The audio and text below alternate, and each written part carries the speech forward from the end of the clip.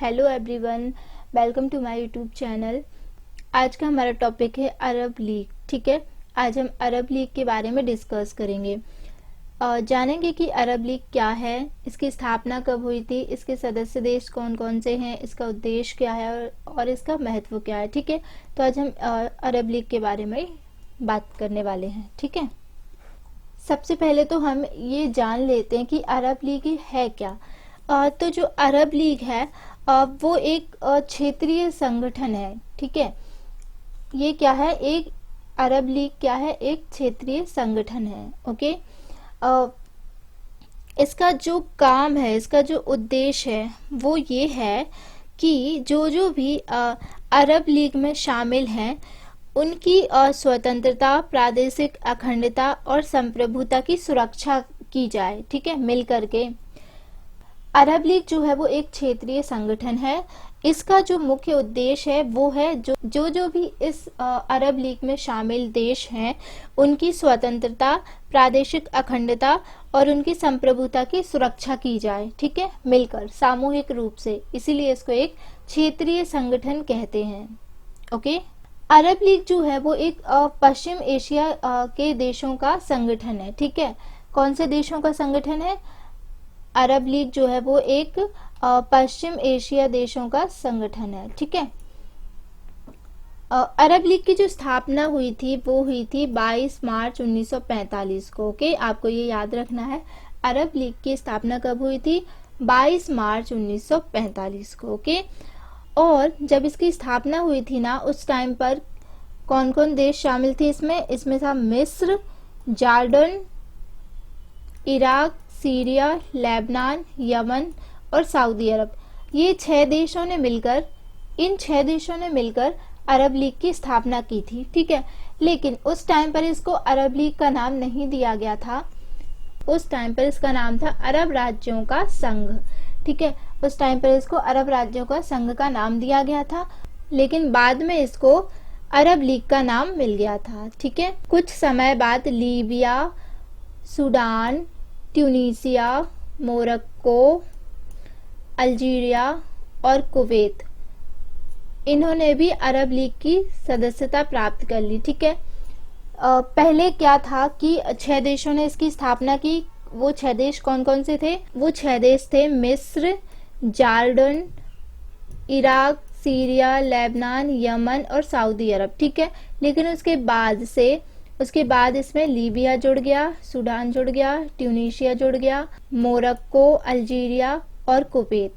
ठीक है, इन सब ने भी अरब लीग की सदस्यता ले ली, मतलब इसमें शामिल हो गए। ओके, वर्तमान में यानी कि करंट में जो अरब लीग के जो सदस्य हैं वो 22 सदस्य हैं। ठीक है, कितने सदस्य देश हैं अभी अरब लीग में? वो है 22। ओके, अरब लीग का जो मुख्यालय है वो है मिल्की राजधानी काहिरा में। ओके, अरब लीग का मुख्यालय कहाँ पर स्थापित है?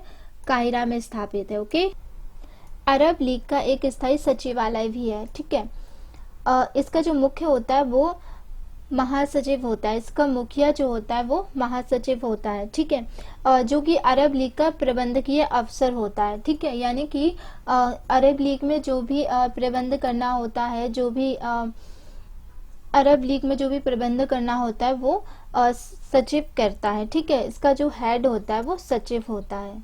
ये जो अरब लीग है वो एक अंतर्राष्ट्रीय इकाई की तरह काम करती है। ओके, और अंतर्राष्ट्रीय संस्थाओं जैसे कि संयुक्त राष्ट्र संघ की विशेष जो एजेंसियां होती हैं उनके साथ अनौपचारिक प्रबंध तथा औपचारिक समझौते भी करती है। अरब लीग की अनेक समितियां भी हैं। ठीक है, इसकी कई समितियां हैं जो हम आगे पढ़ने वाले हैं। अब्दुल रहमान पाशा थे, जो कि मिस्र के निवासी थे, मिस्र के रहने वाले थे, वो अरब लीग के पहले महासचिव नियुक्त किए गए थे। ओके, आपको याद रखना है, अरब लीग के जो पहले महासचिव थे वो कौन थे? अब्दुल रहमान पाशा, और वो कहाँ के थे? मिस्र के रहने वाले थे। ठीक है, अरब लीग का जो मुख्य अंग है वो है परिषद। ठीक है, जिसको मजलिस भी कहते हैं। इसमें समान प्रतिनिधित्व द्वारा सभी सदस्य देश शामिल होते हैं। जितने भी इसमें जो देश हैं वो सारे परिषद में शामिल होते हैं। ओके, परिषद जो है इसकी जो बैठक होती है वो साल में 2 बार होती है। इसमें समान प्रतिनिधित्व वाले सभी सदस्य देश शामिल होते हैं। कभी कभी क्या होता है कि जो परिषद है उसकी विशेष बैठक भी बुलाई जा सकती है, लेकिन उसमें क्या होता है कि कम से कम 2, ठीक है, कम से कम 2 सदस्य देशों की प्रार्थना पर, मतलब कि वो रिक्वेस्ट करते हैं कि एक विशेष बैठक बुलाई जाए। तो अगर 2 देश जो होते हैं वो रिक्वेस्ट करते हैं, वो प्रार्थना करते हैं कि विशेष बैठक बुलाई जाए, तो ऐसे में विशेष बैठक भी बुलाई जाती है इसकी, ठीक है।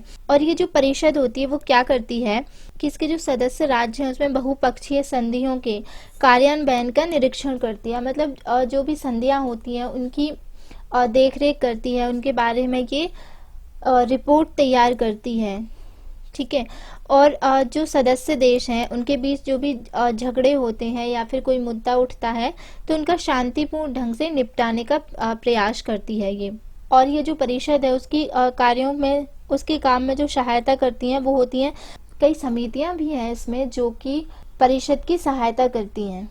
और परिषद की जब भी बैठकें होती हैं तो जो भी इनके सदस्य देश हैं उसके जो विदेश मंत्री होते हैं वो इसके सदस्य होते हैं।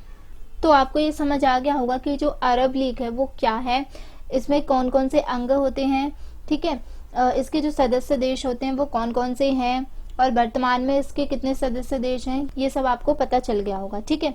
तो अब हम नेक्स्ट पढ़ लेते हैं इनके उद्देश्य के बारे में, ठीक है, कि अरब लीग के जो उद्देश्य थे वो क्या थे।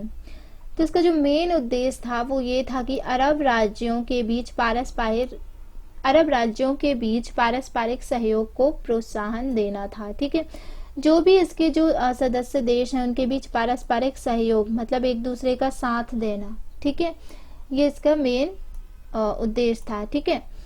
दूसरा था वह अरब राज्यों की स्वतंत्रता, प्रादेशिक अखंडता तथा संप्रभुता की सुरक्षा के लिए वचनबद्ध है। मतलब इनका एक पूरा संघ था, एक संगठन था जो कि जिन्होंने वादा किया था कि हाँ, जितने भी देश जो इस अरब लीग में शामिल हैं हम उनकी स्वतंत्रता को बरकरार रखेंगे, प्रादेशिक अखंडता को और उनकी संप्रभुता की सुरक्षा करेंगे, ठीक है। इसके लिए सारे देश जो थे वो क्या थे, वचनबद्ध थे, जो भी इसमें शामिल है वो। नेक्स्ट है, यह अरब देशों के मध्य सामाजिक, आर्थिक तथा सांस्कृतिक सहयोग को प्रोत्साहन देना है, ठीक है। जो भी अरब देश हैं उनके बीच में जो भी सामाजिक, आर्थिक और सांस्कृतिक जो भी सहयोग होगा अरब देशों के बीच सामाजिक, आर्थिक और सांस्कृतिक सहयोग को प्रोत्साहन देता है। मतलब कि जो भी सांस्कृतिक, सामाजिक और आर्थिक जो भी सहयोग बनेगा उसको प्रोत्साहन देंगे, ठीक है, ये सारे देश मिलकर जो भी अरब लीग में शामिल हैं। नेक्स्ट है, अंतर्राष्ट्रीय विवादों के शांतिपूर्ण समाधान के प्रति वचनबद्ध हैं, ठीक है।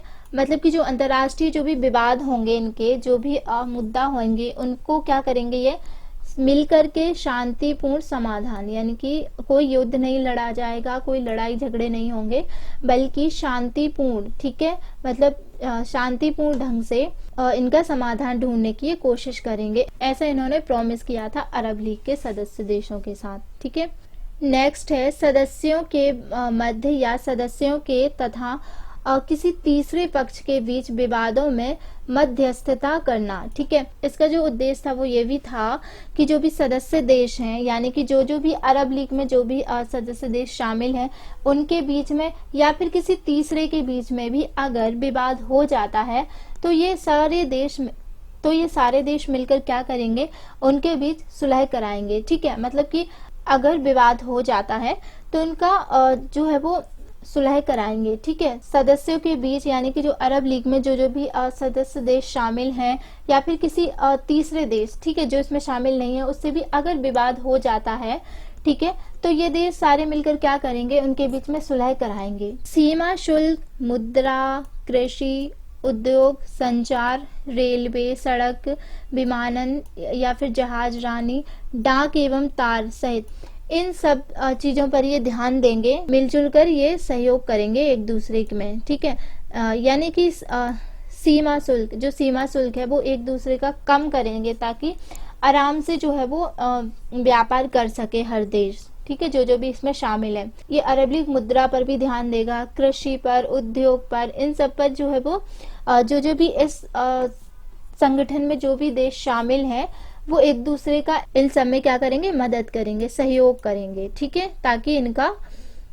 ताकि इनकी आर्थिक प्रगति हो सके। ठीक है, संस्कृति, राष्ट्रीयता, पासपोर्ट, वीजा, सामाजिक कल्याण तथा स्वास्थ्य से जुड़े विषयों में सहयोग स्थापित करना। ठीक है, संस्कृति यानी कि अब आप यहाँ देख सकते हैं कि जो अरब है उनकी एक जैसे धार्मिक विश्वास हैं, एक जैसे समान धरोहर हैं, ठीक है, ऐतिहासिक धरोहर जो हैं, और इनकी क्षेत्रीय भाषा भी एक ही है, क्षेत्रीय इकाई भी एक ही है। ठीक है, तो ये क्या करते हैं कि जो संस्कृति है इनकी, उनको उनमें सहयोग करेंगे, उसको बढ़ाने में सहयोग करेंगे मिलजुल कर। इनकी राष्ट्रीयता जो है उनको बढ़ाने की कोशिश करेंगे। पासपोर्ट यानी कि मतलब ये लोग ऐसा कुछ करेंगे कि क्या होता है कि पासपोर्ट बहुत ही मुश्किल से मिलता है ना, तो एक दूसरे के देश में जाने के लिए पासपोर्ट की जो भी प्रोसेस है उसको ये थोड़ा इजी करेंगे ताकि एक दूसरे देश के में जाकर भ्रमण कर सकें। ठीक है, वीजा और सामाजिक कल्याण, ये सारे जो देश हैं इनका जो सामाजिक कल्याण है उनको करने की भी ये कोशिश कर रहे हैं। ठीक, और स्वास्थ्य, इन सब से जुड़े विषयों में ये लोग सहयोग करेंगे। ठीक है, तो ये थे अरब लीग के उद्देश्य। ठीक है, अब नेक्स्ट पॉइंट है हमारा अरब लीग की प्रमुख समितियां। ठीक है, इसकी कई समितियां भी हैं जैसे कि ALECSO। ठीक है, इसकी फुल फॉर्म है अरब लीग शैक्षणिक, सांस्कृतिक और वैज्ञानिक संगठन। ठीक है, ये क्या करता है, ये जो संगठन है ये जो संगठन है ये अरब लीग के जो भी सदस्य देश हैं उनके सांस्कृतिक, वैज्ञानिक, शैक्षणिक, इन सब पर ध्यान देता है। ठीक है, इनकी कैसे प्रगति करनी है ये इसका काम है। ठीक है, नेक्स्ट है AADO। इसकी फुल फॉर्म है अरब प्रशासनिक विकास संगठन। जो भी अरब